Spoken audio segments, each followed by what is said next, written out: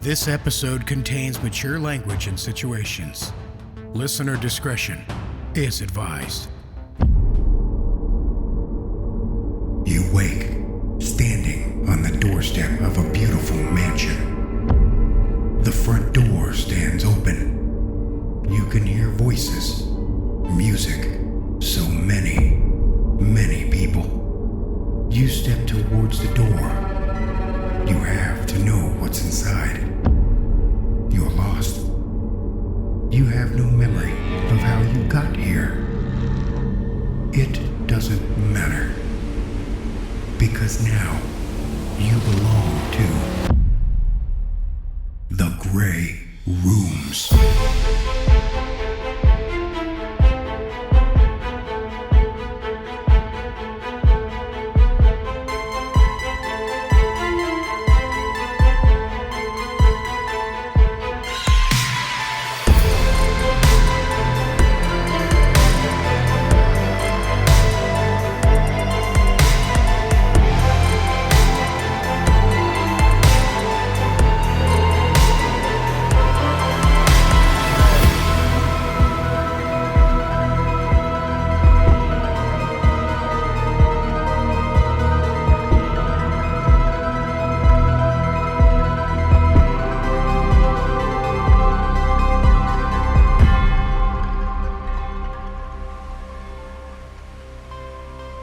Season 3, Episode 7. Welcome to Season 3, Episode 7. Welcome into the new year, listeners. It's time for new beginnings and ushering in a new year of terror. To that note, we'd like to remind everyone that submissions for Season 4 are open. So if you have any terrifying tales you think might frighten us, send them on over so we can take a stab at it. There will be a link in the show notes with more information on the process, what we're looking for, and how to submit. But as for now, stay safe, listeners. Let's see what 2021 has in store. Take in a deep breath and enjoy the show.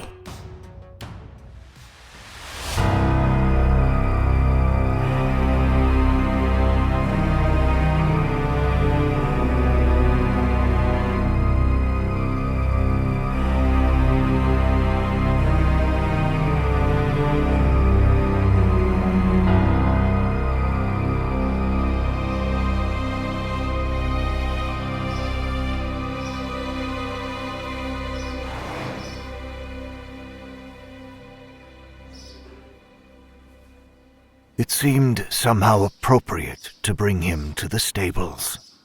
The horses had carried him here in the first place, after all. This might very well be the place where he exits. There you are, sir. Mr. Beckett's tied up nice and tight. Won't be going anywhere. Thank you, Todd. The supplies are in the shed out by the reflecting pool. Gather them, if you please.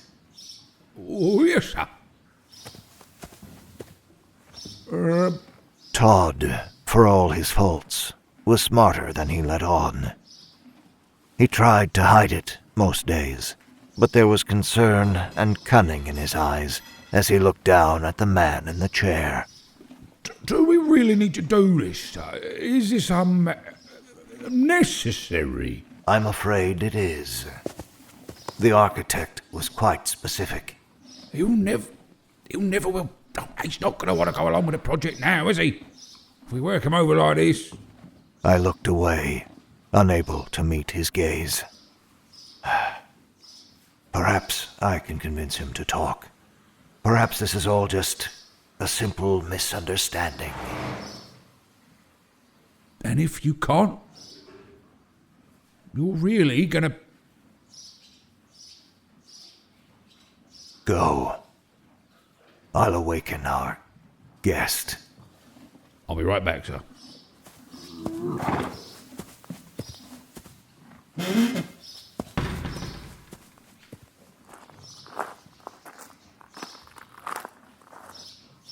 The Admiral's head hung forward, still not fully recovered from his last room. Whatever he had experienced, it had been quite the ordeal.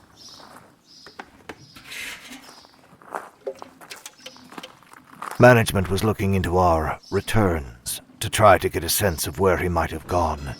But in the meantime, it was my job to take a more direct approach.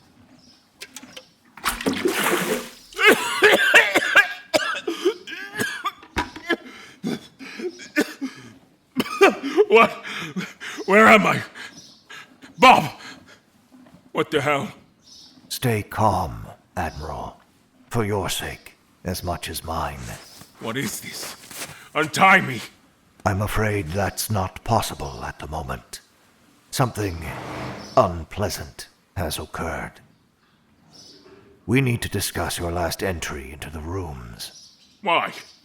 What happened? I really do need you to calm yourself. We are being observed, and I'm afraid I have very specific instructions as to what needs to happen here.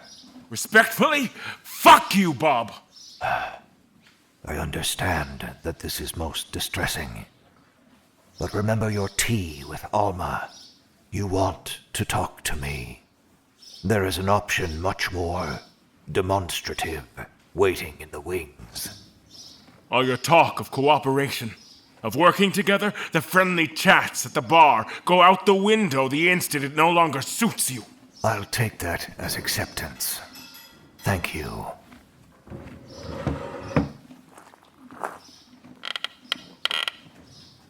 Now then, what do you remember?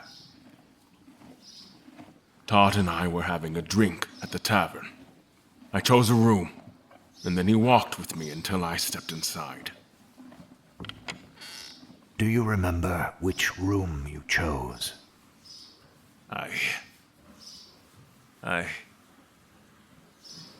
No.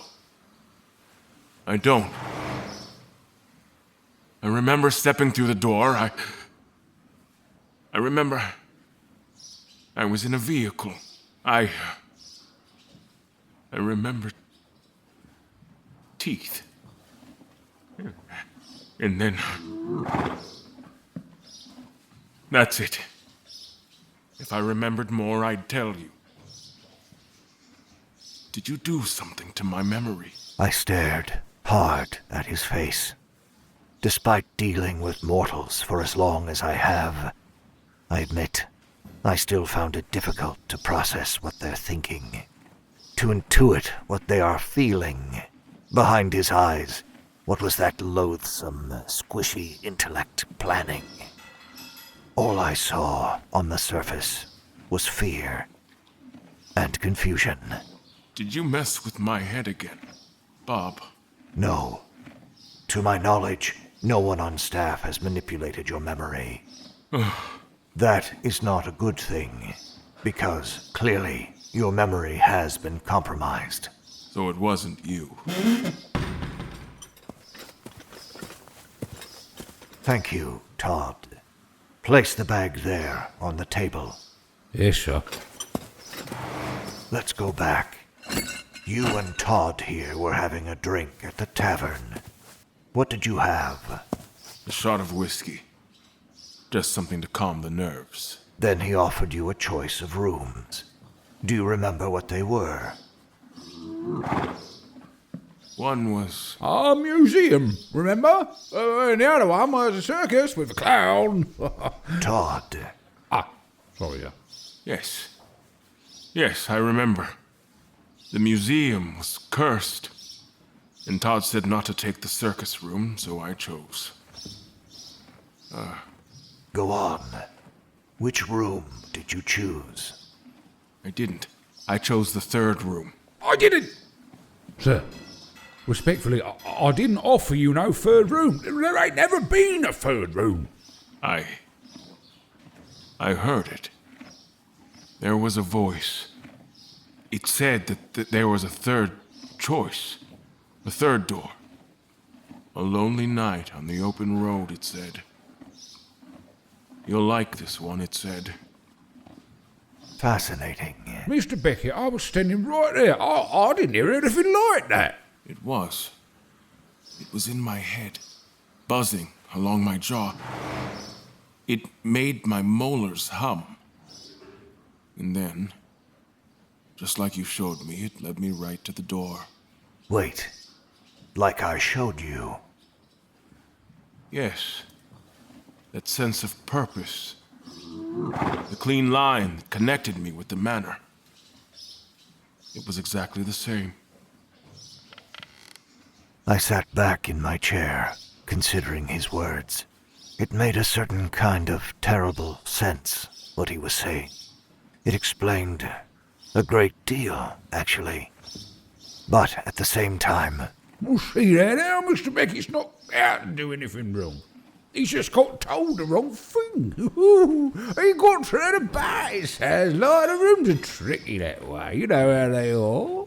So, why don't we just untie him? We can all have a stretch to get him sorted before he has to pick another door. We can't do that, I'm sorry to say. Go and get him. He'll be waiting for you in the dining room. Sir? No. Please. Todd. I know you have troubles with us mortals sometimes, but you can see it all over his face. He's telling the truth. He ain't lying to you, Bob. It does not matter anymore. Go. Now. This is wrong, sir. Just wrong. I'm sorry, Mr. Beckett.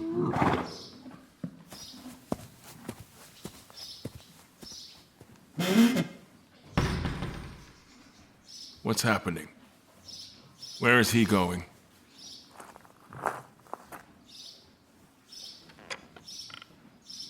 Don't worry about that for now. For now, we need to take care of a bit of business. Your doors. I'm tied to a chair. You're threatening me, and you want me to pick my door. As I told you, your choices are important. And so I need you to choose.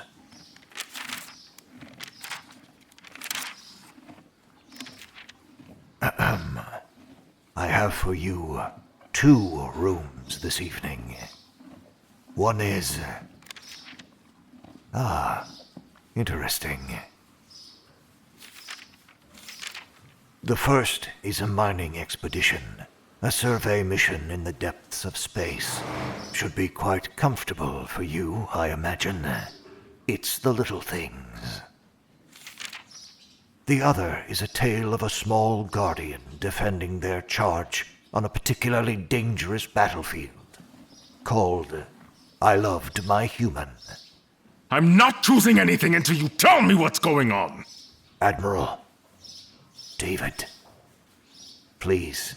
Why should I ever trust another word out of your mouth? You fucking demon. His words rung within me like a bell. You fucking demon. I bent my head. How many of these mewling, short-lived creatures had thrown that word at me? How many had cursed my very name? I looked back up into his face. He was furious. A wall. Soon, Todd would return, and Beckett would be lost. I would have lost 2 of them. So soon, one after the other. I raised my head to regard the ceiling, thinking of the eyes greedily watching us, listening to every word we said. And so, for the first time in a long while, I was the one that made a choice. Arjuria, Aldrush, Thanakai.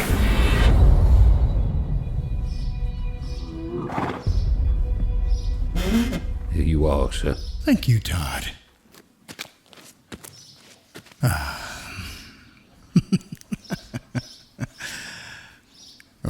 Run along now.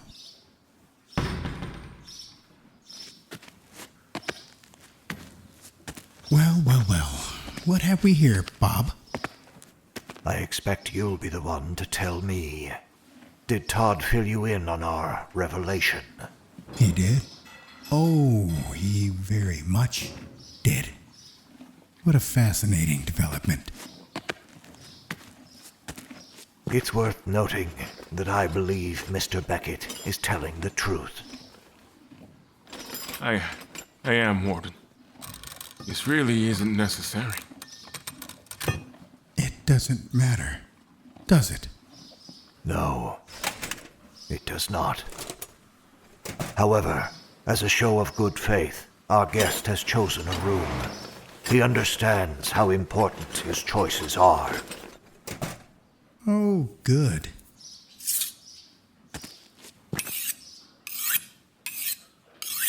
What doorway should I toss his bleeding carcass through? It's the little things, asshole. Ooh. I'll leave you to it then, Warden. Very good. Oh, and Bob, Yes, she wants to see you right away. She's waiting in her office. of course. Admiral, we'll speak again soon. You can count on it.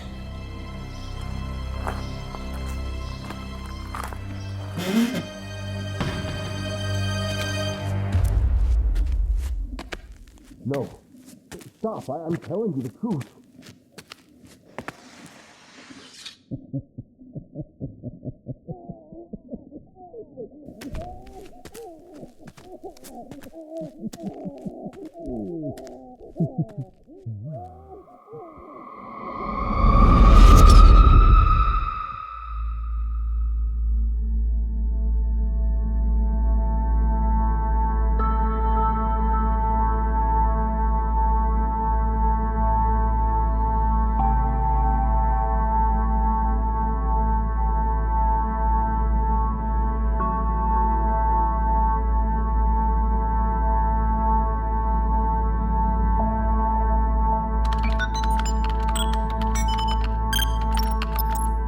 Captain's log entry, 15th June, 2566.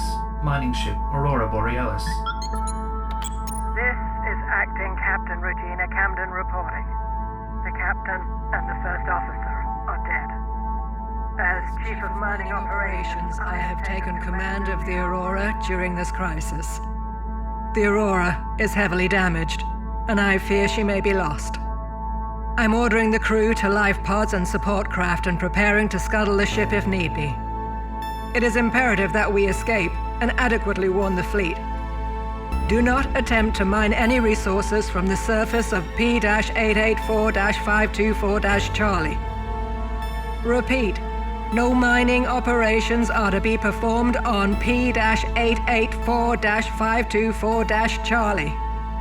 I am attaching additional details in the form of enclosures from previous logs and reports for background. Listen through those. And I'll see you on the other side.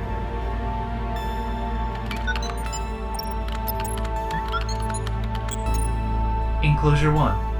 P-884-524 Charlie Environmental Survey Report. 10th June 2566. Mining ship Aurora Borealis. Chief of Mining Operations, Regina Camden reporting. We made planetfall at 0935 hours and are extracting core samples now. Atmosphere is high in methane and carbon monoxide. Chief Engineer Thelis was right at home, but I, of course, had to wear a spacesuit. I hate these things. My last ship had newer suits, but these are clunkier, heavier models from a bygone era. Just like Thelis. This was the first time I had met anyone from Akamar since they withdrew from the fleet to start their own interstellar governing body. Sometimes it's hard to tell which eye stalk is making eye contact with me. But other than that, we have cultivated a good working relationship. It took a couple of weeks to get used to not being able to pass tools directly to each other through the force fields maintaining our separate atmospheric needs, but apart from that, we get along very well. He even has a pretty good sense of humor. I appreciate the compliments, but I thought this was supposed to be an environmental survey, not a diary entry.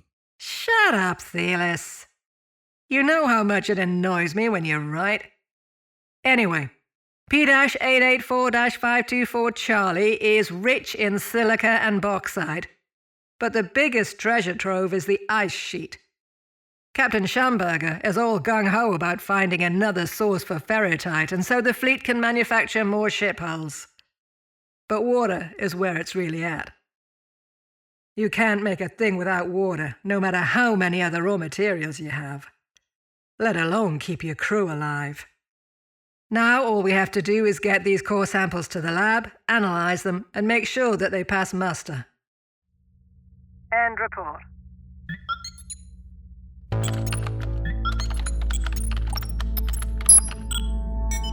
Enclosure 2, P-884-524 Charlie, Core Samples Report. 11th June, 2566. Mining ship, Aurora Borealis. Chief of Mining Operations, Regina Camden reporting. The samples have been brought aboard and held for the mandatory 25-hour quarantine period. No signs of any dangerous activity. First, the good news. This silica is in excellent shape. It's high grade and should be able to be fashioned into superconductive polyprocessors with little added effort. We ought to be able to turn a whole chunk of this planet into computers without a whole lot of difficulty. The water's also good. We melted it down and submitted it to a standard battery of tests. No microorganisms, very few contaminants. Those that are there, we can filter out. I've ordered the ship's tanks refilled. The bauxite, on the other hand, now, that's a mystery. Attempts to extract the aluminum from the ore weren't successful for unknown reasons. There may be compounds we're not familiar with that are interfering with the process. I asked Thelis to take a look with me, as well as a couple of members from the chemistry department. If we don't make any headway, we'll take samples back to HQ with us instead. There's a possibility that we're dealing with a brand new element or alloy that we haven't seen before. And if that's the case, we might be able to find some value in it. Between the silica and water finds, I anticipate that there will be mining operations on P-884-524 Charlie for years to come. Should be plenty of time to extract more materials if there's a use for them later. End report.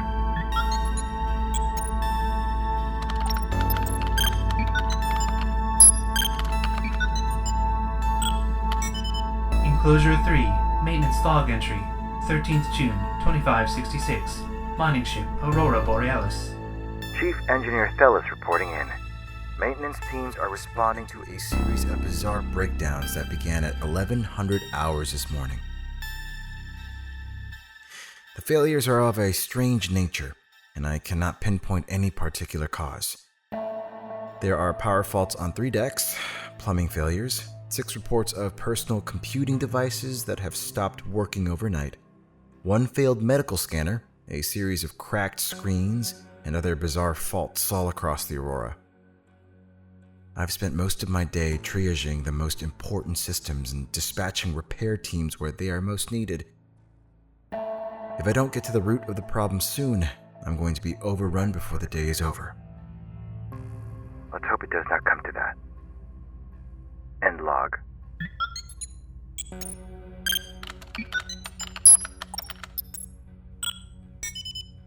Enclosure 4, Captain's Log Entry, 14th June, 2566. Mining ship, Aurora Borealis. Acting Captain Regina Camden reporting. I've taken command of the Aurora because the captain and first officer are both in sick bay being tended to by the doctor.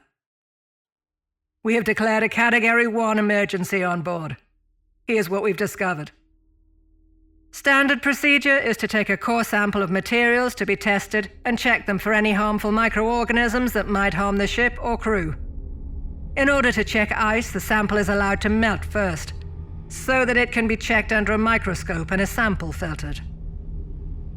While this procedure was followed, we know that the ice contains substrate layers of a material which subliminated like dry ice directly from a solid to a gas. It released a horde of microorganisms that seemed to consume everything in their path, organic and inorganic alike. Worse still, The ice that was harvested into the water tanks entered the crew's water supply yesterday. Anyone who has quarters on the port side of the ship has been exposed to the same contamination, including the captain and first officer. The doctor is doing everything he can, but he tells me it's only a matter of time before they are consumed from the inside out. Of the ship's complement of 39, 16 are expected to die in less than a day, and the doctor tells me there is nothing he can do to prevent it. He can barely even do anything to reduce their pain. The captain delivered his final order from his sickbed via the comms. I'm to place a warning buoy in orbit, evacuate non-infected crew members, and head for the nearest outpost. As we spoke, I had to listen to the screams from the other crew members in sickbay, as their flesh burned both inside and out. It was the most horrifying moment of my career. I feel as if I deserve to be in there with them. I'm the one who brought this damn thing on board after all. The captain locked eyes with me over the video and told me it wasn't my fault. I didn't believe him. I don't know how he managed to maintain his composure. It's up to you to save the remaining crew members and make sure the fleet knows about everything else that's happened here, he said. That's the most important thing now. You understand me? I nodded, and I promised him I would. I intend to keep that promise to the best of my ability. I have ordered the engineering staff to check all the shuttles and mining craft to make sure that they're still in safe flying condition and irradiate any that have the contamination on them. Work is somewhat slow. There are still system failures all over the ship to work around. But the crew is working as hard as they can. End log.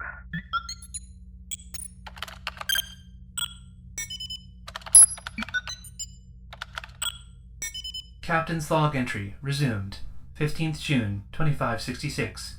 Mining ship Aurora Borealis.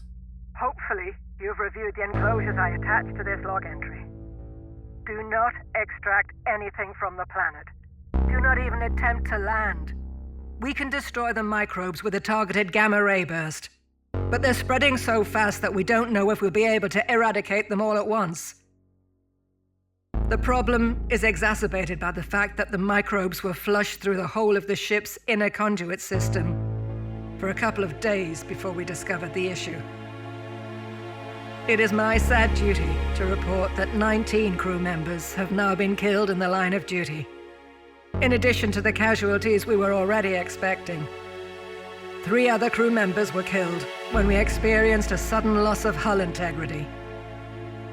They were disinfecting one of the ore processing bays, and when the hull went, they were pulled out into space. And as terrible as it is to say it, I think they were lucky to have the quick death that they did. Those who had ingested the microbes were nowhere near so lucky. I was with the captain when he died at 0400 this morning. Even his brave facade couldn't hold up to the pain anymore as his body slowly liquefied from the inside out. All the cold metal around us can shrug off the radiation without a care. But there's no saving the people. Disinfection would kill them along with the microbes. His skin was pulled taut over his features like a desiccated mummy, and a force field kept us apart, like the one that separates me from my engineer. I couldn't offer him any comfort in his final moments. A hand to hold on to or a comforting touch, no matter how much I wanted to. His eyes had lost the capacity for sight earlier that night, but he was still looking right at me, still trying to make his useless lungs force out enough air to speak some final words. Were they words of encouragement? Recrimination? I'll never know. I don't think I want to. I've ordered all non-essential crew to evacuation craft. where they are standing by in case we aren't able to salvage the ship. But we're making our last, best effort to save her with a last round of gamma rays. Log ends. And God willing, this will not be my final entry.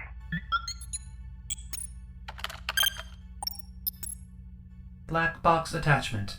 Gathered from internal pickups during Priority Alpha scenario. 15th June, 2566. Mining ship Aurora Borealis.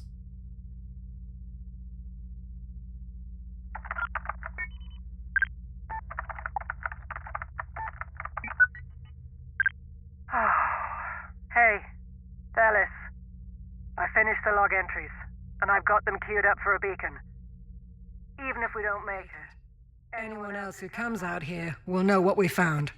Good. We're ready to give this a try. Everyone else is ready to evacuate if we fail?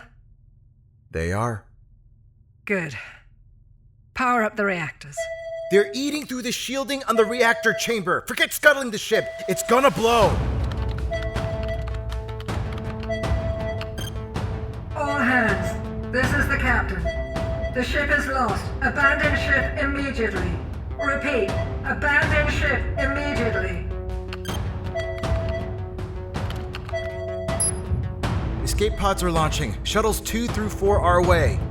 Excellent. I want you on Shuttle 1 right away. You're coming with me, right? It's the captain's job to go down with the ship. It's the captain's job to be the last one off. You've done that. Come on. Have I? I couldn't help the captain, or the first officer, or Murphy, or Wilkinson, or Cobolo, or any of the rest of them. Don't you understand, Thelis? This is my fault. I caused this. I caused all of this. You followed every procedure. I brought the samples back too. You're not blaming me, are you? I can't drag you out of here, but if you aren't coming, then I'm not going either. Either we both live or we both die.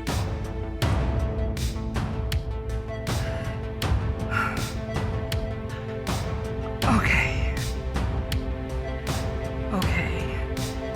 Let me set loose the beacon. Then let's get down to the shuttles.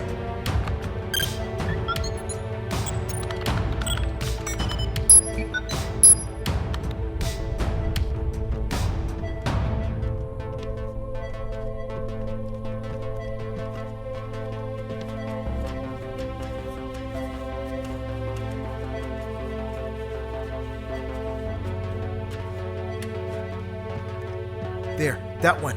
You should be ready to go.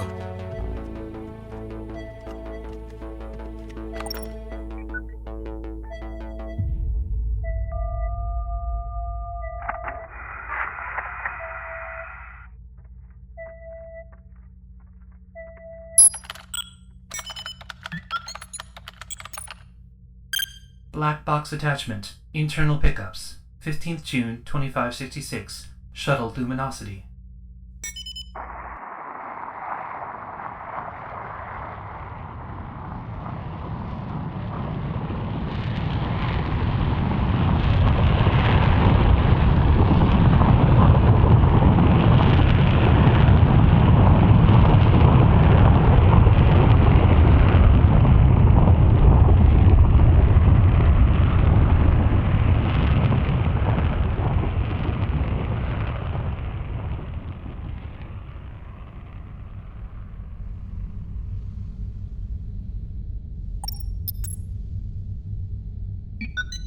I can't believe I'm going to lose her. I've served on that ship for 9 years. I'm sorry, Thelis. I really am. Is there anything you would have done differently? Do you think you made any bad decisions? No. That doesn't make it any easier. I know. Look at that. It looks fine out here. No real damage from the outside. Power reaction is rising out of control. It won't be long now.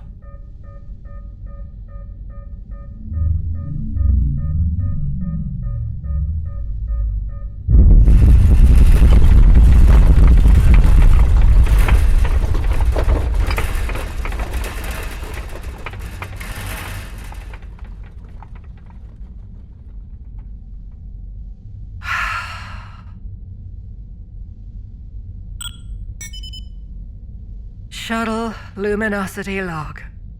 15th June, 2566. 0930 hours. Let the record show that the Aurora Borealis lived up to her name. It lit up space in a flash of multicolored plasma. It was beautiful in a way. She was beautiful. End log.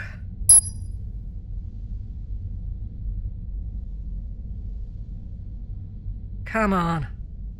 Let's rendezvous with the rest of the shuttles and head for the outpost. Right. Cam. Hang on to something. There's... Are you alright?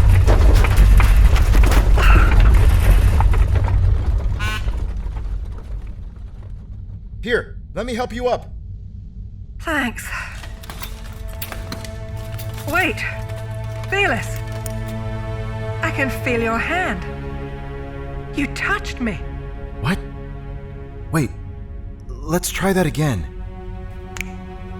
I can. I can definitely feel your palm. Not the force field. What's happening? The shuttles have dual zone life support, don't they?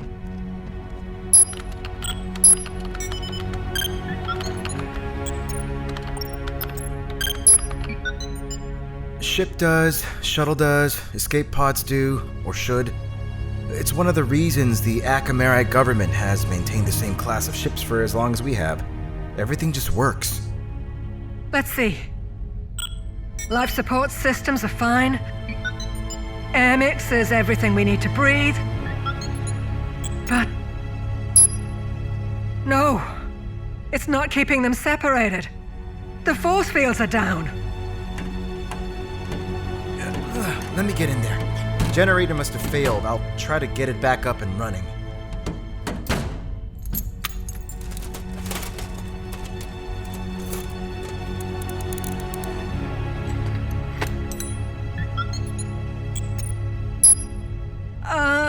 You want to let me know what I'm looking at? This is the life support system.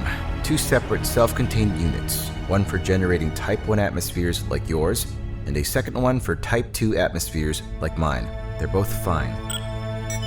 Although in about an hour, neither of us are going to be able to breathe properly as the atmospheres continue to mix. This unit here creates the force field system. It tracks each member of the crew, the kind of atmosphere they need, and essentially puts a bubble around them so they can be in the same room without a spacesuit. Without it... Okay then. Disable the Type 1 generator. I'll get into the spacesuit and use that. The outpost is a month out. The suit's reserves won't hold out more than a day. What if you hook the spacesuit up to the Type 1 generator directly? The suit can't take that kind of output. That'd be an entire shuttle's worth of atmosphere pumped into that tiny suit. It'll pop. Can you tell me what happened to the force field generator? I think it was the microbe. It can't be. We checked and double-checked to make sure the shuttles were clear. We can't risk this thing spreading. If any of the shuttles have it, we'll know well before we reach the outpost. They won't make it. I think it's clean now, but it looks like the generators were damaged before we disinfected the ships.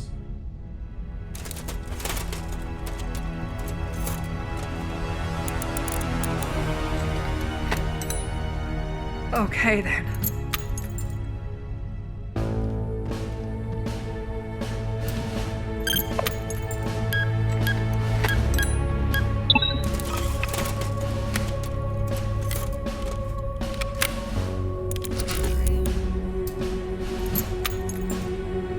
Cam, what are you doing? That's the shuttle's defensive sidearm, yeah? What? Cam, why are you pointing that thing at me? Thelis, I'm going to do what I have to do. What I need to do. Cam, Captain, Regina, Please, we're friends. Don't do this. I don't have a choice, Thelis. Look at this thing. It's half melted. You're not going to be able to fix it. I know, but please. Stand up. Do it. Cam, please. There's no other way. I'm so sorry.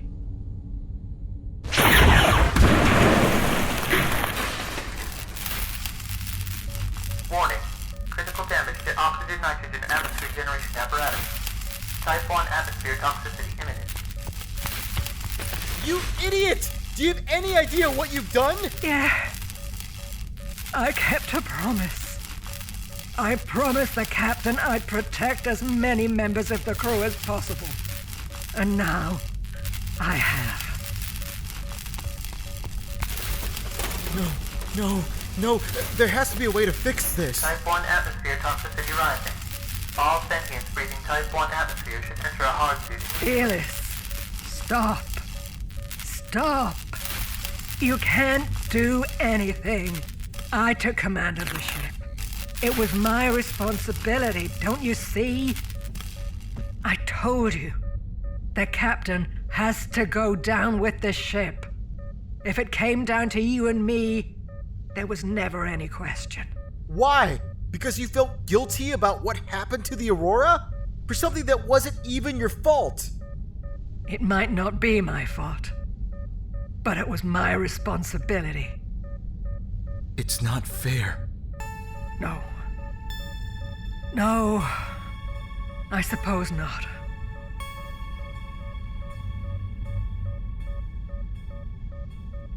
Warning. Type 1 atmosphere toxicity imminent. That thing's annoying as hell. I'm trying to look on the bright side. It won't be bothering me much longer. Hey, do me a favor. Anything. Of course.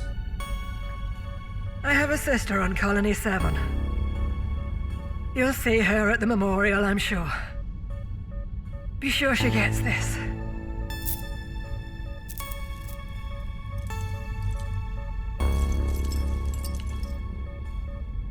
Your pendant? My dad gave us each one when we were little. She should tell her I love her. I will. I promise. Thank you. Final warning. Type 1 atmosphere toxicity imminent. At least this is better than suffocating to death. Back in the bad old days, people on early ships wouldn't know they'd run out of air, and they'd go to sleep and wake up dead.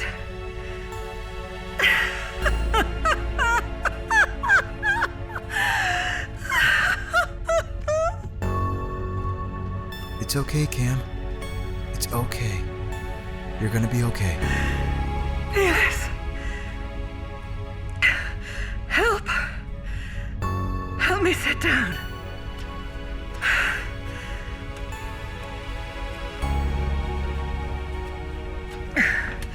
Sorry. I'm gonna be a pretty lousy travel buddy for the next few weeks. It will be a nice change of pace. Usually I'm the one people complain about on a trip. Yeah. Well, first time for everything. This is it. It's been an honor serving with you, and it has been a pleasure to have been your friend.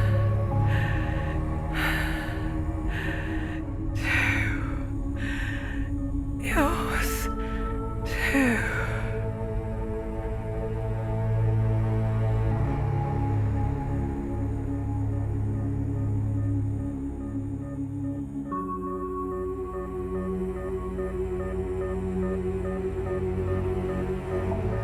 Goodbye, Camden. Sleep well. And thank you.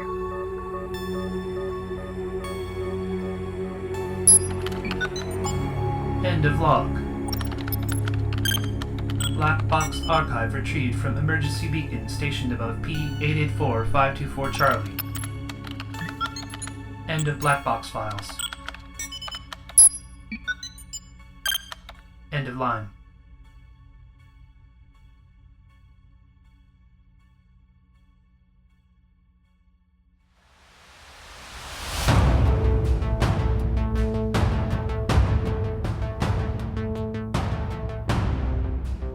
It's the Little Things, written by Alex Gallegos. By the way, Alex, it was a very wonderful meeting you. Both Chrissy and myself enjoyed having lunch and getting to know you, so thank you ever so much for coming and visiting. That was awesome. Your story was performed by Margaret Ashley as Camden, Raymond Lee as Thelis, and Michael Zenke as the computer system. Worse Than Death was written by Michael Zenke, featuring performances by Graham Rowat as Bob, Alistair Mackey as Todd, myself as the Warden, and Eddie Cooper as Beckett. Musical composition is by J.M. Scherf. Episode artwork, web development, and creative direction by Cassie Pertit.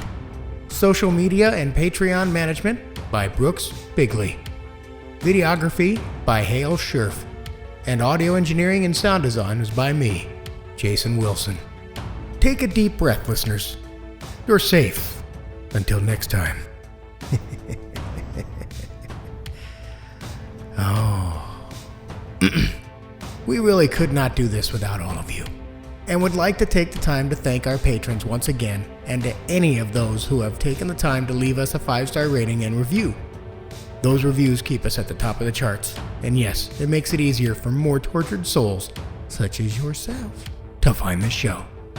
Patrons like Aaron Anthony, Amy Nikolai, Arthur Unk, Braden Zanussi, Diver Ellie Dowell, Emily Cullen, Jackalbot Snows, Ronan Kumori, Jason Porras, Jessica Finch, Karina Sonina, Kelly Bear, Laura Lupinetti, Lynn Browning, Lizzie B., Megan Pruitt, Michael Velez, Mike Devine, Michael Philic BG, Page 314, Patrick Stewart, Sean Geary, Sean McCorkodale, Sparky Anglin, Spirit Live, Stacy Thuis, Talicia Gallman, The Original Nick Show, Teresa Tabor, AJ Blevins, and Dale Schweck. The Grey Rooms is also streaming for free on Spotify. Just get the Spotify app or open the browser and search The Grey Rooms. You can find out more by joining us on social media. You can find us on Instagram, Twitter, Facebook, Reddit, and YouTube. We took your advice and extended an olive branch to all of the tortured souls who have passed through the rooms.